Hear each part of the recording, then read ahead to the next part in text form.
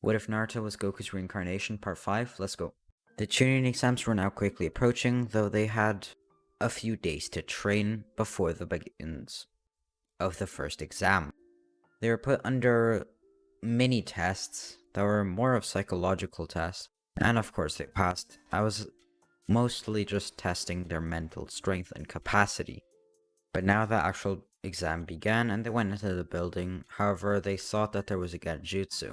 This was sought by Sasuke, who then disbanded it pretty easily. Sasuke and Sakura walked behind Sasuke with chill and ease and went into the exam with calmness.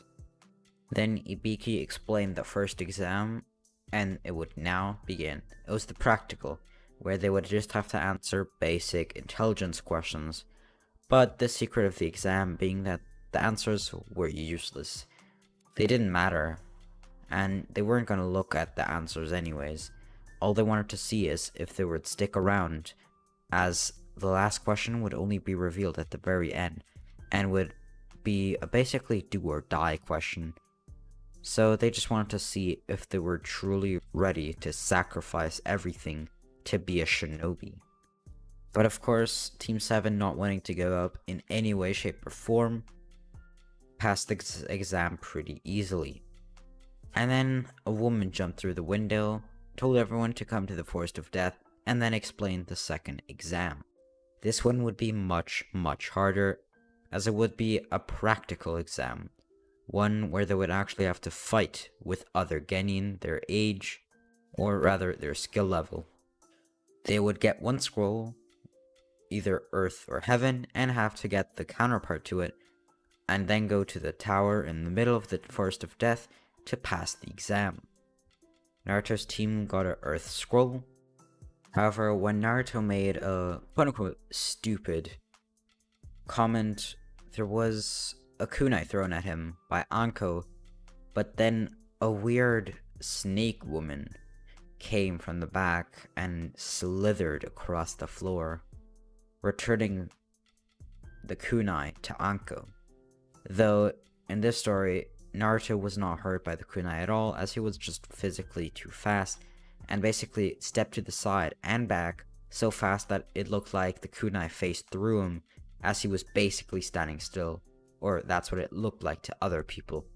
Anyways, the exam now began, as Naruto led his team with incredible speed towards more of the center, the middle of the tower, the Forest of Death, towards the tower, so that they could get a team that might be camping there, as they know that teams camping in bushes or hiding would likely be the weakest, so if they got one there, they'd probably have the best chances at survival, if you know what I mean. Because Naruto does have very good strategic minds, and, Goku is not a bad strategist either when it comes to battles. For the first 20 minutes, they didn't see any teams, so now they were going more into a little bit of a hiding position, not completely, but they didn't want to pick off any fighters who had already gotten both scrolls, as those would be the fastest and therefore also the strongest in the whole exam. So they didn't really want to mess with those for now, as anyone who got the scrolls and finished the exam in less than 1 day, or even an hour, would be way too strong for them to handle, and even if not, it's just way too much of a hustle, and they should save their strength for later exams. So they secluded themselves, and then Naruto had to go, pee. He did his business, and on the way back, suddenly a girl appeared in front of him. He'd never seen this girl before, and he thought that it might be an opponent from a different village, but she didn't look hostile at all. She actually had a little bit of a smile on her face. You're different than what I thought you'd be like, she said. In a good or bad way? Naruto asked. Probably both, depending on what aspects. But you're not bad. Thank you, but who exactly are you? We didn't exchange names. My name's Naruto. What about you? I don't need to share my name for now, but you'll definitely know it later on. If you want to, that is. Are you here to fight me? She responded positively, saying, yeah, sure, I'll fight you. Well, if you won't chicken out, of course. But I don't need your scroll, so you can keep that and pass the exam like everybody else. But I'll still fight you, to be honest. Could be pretty fun, don't you think? I find fighting pretty fun too. Well, thanks for not taking my scroll. So, let's go now. Let's start fighting. Naruto was waiting for her to do the first move as he didn't like to hurt girls. But in less than a second, the girl moved toward and seemed to just appear in front of Naruto out of nowhere and try to punch him in the chest, but Naruto dodged, and then the fight insinuated. The girl was mostly on the offensive, but then Naruto, using more and more of his power, slowly started moving the fight and became the offensive fighter, but then again, she powered up more too. It was truly riling up his Saiyan blood and made him excited, as there was actually someone his age that could match him in sheer taijutsu. He was dumbfounded, in a shock, in awe, but he loved every single bit about it. Now that's a strong fighter, Naruto heard inside his mind, though that wasn't his voice or the Nine-Tails. It was something else, somebody else. Naruto and the girl continued fighting, as now they were powering up so much they started destroying the nearby area and actually cracking up the ground. So then they heard a scream a little bit away, and Naruto recognized it as Sakura, his teammate. He had just now realized that he had been leaving them alone and not telling them where he was for the past few minutes, as he was just caught up in the fight. So maybe they were just worried about him. He told the girl that he had to go for a little bit, but he'd come back in just a few seconds. But not telling him, she decided to go along and basically spy on him. But when Naruto arrived at the scene, he was shocked. Sasuke laying on the ground with blood coming from his neck, and that weird snake girl having her skin peeled off to some degree, revealing an extremely pale, middle-aged man's skin. This was none other than the legendary Sannin, the one that betrayed Konoha, Orochimaru. Sakura crying on the floor, or rather on her knees. Naruto could not comprehend what was going on, but all he knew was that this man, this shinobi, hurt Sasuke badly. Naruto also saw a weird mark on Sasuke's neck, and at that point, he lost it. They'd just gotten back from a mission a few days ago, where Sasuke was in danger, and now this. Sasuke still had some tiny scratches from the needles from Haku, and now this. Naruto could not control himself. His pupils dilated, and his eyes turned completely white. His feet started to slowly float up from the floor, and he started flying, though floating in one place and staying there. He screamed at the top of his lungs, and air shockwaves started coming from Naruto. However, it wasn't his screams that were creating this. It was his sheer power, the strength inside his body, as well as the pure anger, the emotions that Naruto felt. Naruto was not in control, which is why Kurama at the same time was using some of his chakra to try to control Naruto. Naruto's chakra is really bad, so Kurama thought that he could easily control his Jinchuriki, but that completely backfired, and it just added to Naruto's power, and now he had some form of chakra that he can use, and it just enhanced his power, as Kurama also has physical benefits to it, including taijutsu. And Naruto's hair turned yellow once more. He slowly walked forward, not saying a word, walking past Sakura, walking past Sasuke, and when he met Orochimaru and stood about 10 meters in front of him, he appeared right in front of Orochimaru's face and decked him in the chest, punching him in the stomach and slapping him across the face, then tackled him to the floor and kicked him punched him in the nose, and that continued. Naruto was so angry, he had seemed to lost all form of technique and training. It was just his sheer strength, sheer power that was keeping him from completely losing the battle at this point. He was just using his force, nothing else. Now, Orochimaru was losing the battle, which is why he was actually now trying to use some ninjutsu, trying to weave some form of hand shields, or do anything to give some distance between him and Naruto, to separate them. But Naruto was just too fast. He kept coming up to Orochimaru and hit him, sucker punched him, and uppercut him in the face. However, Orochimaru was simply not able to, but at this time, Naruto actually put distance between them himself, and then started screaming once more. However, now his hair didn't change. However, he activated some of the 8 gates, powering up to 3 gates, but then continued to scream, and continued, and tears started shedding down his face as he looked at Sasuke and Sakura once more. Sakura, who had now passed out from witnessing such madness.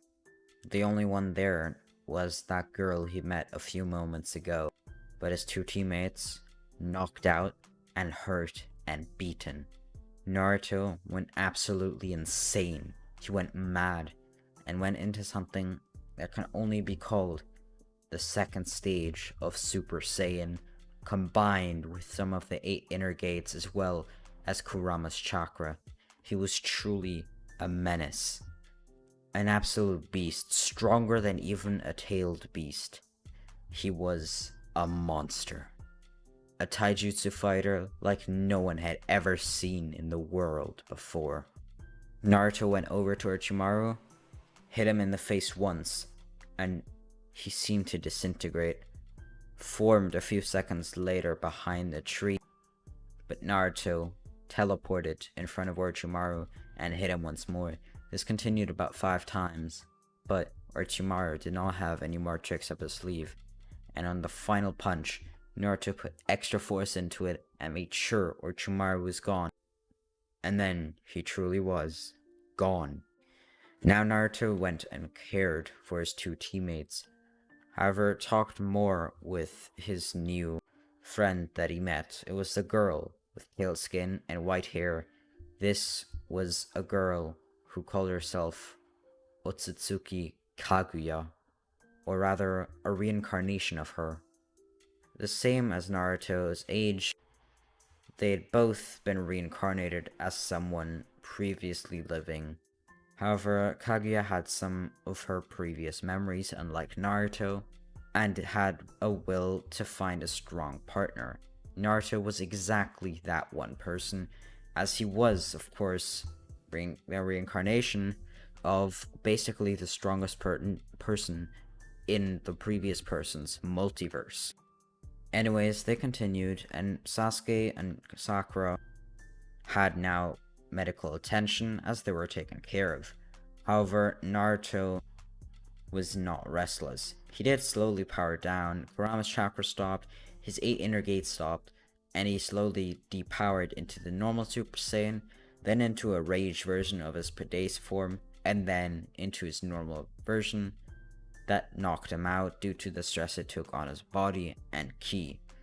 However, on the next day, which was still in after the 2nd exam, and before any preliminary rounds or finals could happen, Naruto was not going to let this Orochimaru guy ever do anything like that, or anybody like them.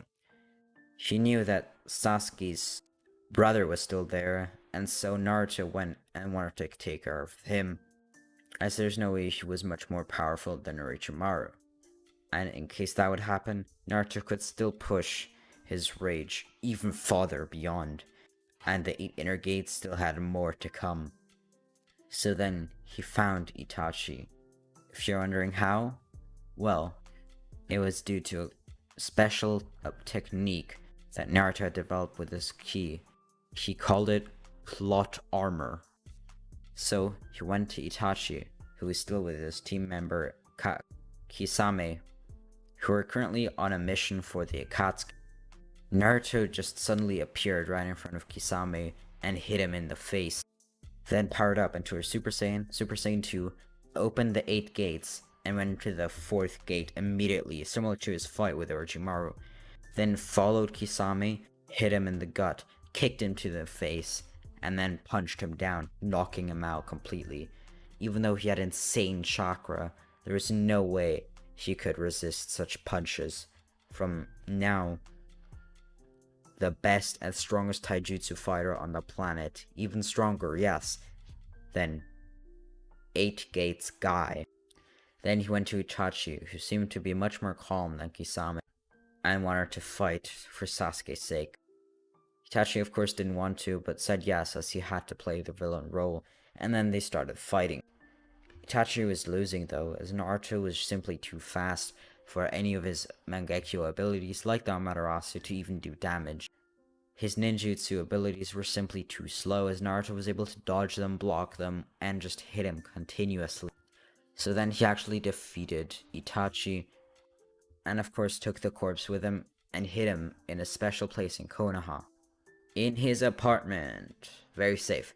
Anyway, then he followed up as he got some information that Itachi hid during their battle, but Naruto, having meditated a little bit about their battle, now found out where exactly the rest of the Akatsuki were. They were all together, as their plans had advanced a little bit faster than they expected. They already had 6 of the tailed beast chakra, even though they were actually supposed to only start their plans in 2 years. However, they already had 6 of the tailed beasts, so they thought that they would just go ahead.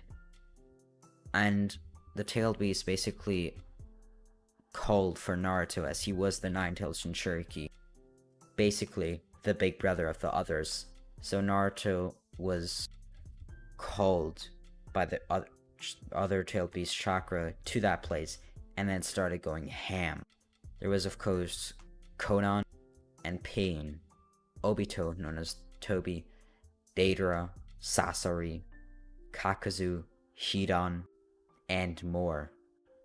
Naruto started fighting, but during his battle against 3 of the Akatsuki members, something changed.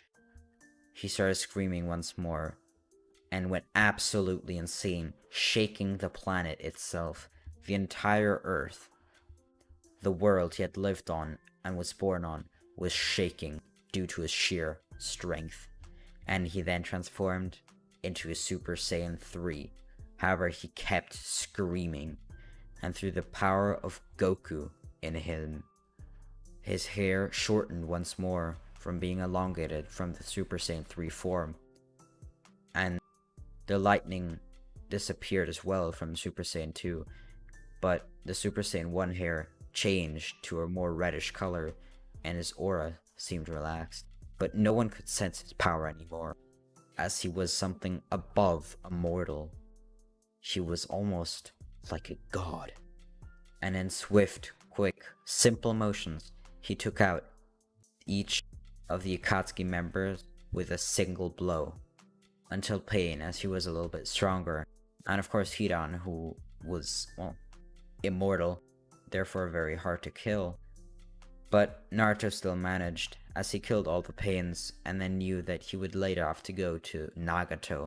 Now it was Deidara, Sasori, and Tobi, and Naruto easily managed to take out Sasori, as he just was too slow. Deidara, well, he was still setting traps and was more of a long-range fighter, so he had no chance to begin with. And then Tobi had to show his true colors, took off his cloak, and changed his tone and attitude. His Mangekyo Sharingan showed, and he tried to immediately Kamui Naruto, though quite literally, whilst the Kamui was in the air, Naruto dodged it, as he was faster than any form of ninjutsu there was. Yes, even space-time ninjutsu, Naruto was faster, as he decked Tobi in the face and knocked him out with one more punch to the stomach. And then, well, he finished the job, if you know what I mean. However, then he saw Zetsu, who's smiling in the corner. But innerly, he wasn't smiling. He was only smiling as his face had grown stuck like that. from all his mischievous plans in the past, but he was sad. For decades now, he had been preparing and setting the dominoes to finally let his mother, Kaguya, be revived, even though there was a sort of reincarnation of her, but that didn't really count. So he wanted to revive the original one, but he was unable to. So all his life's work was diminished. Well, not all of it, but a lot of it. For almost the last 100 years. As Naruto wanted to end that too, but Zetsu was gooey.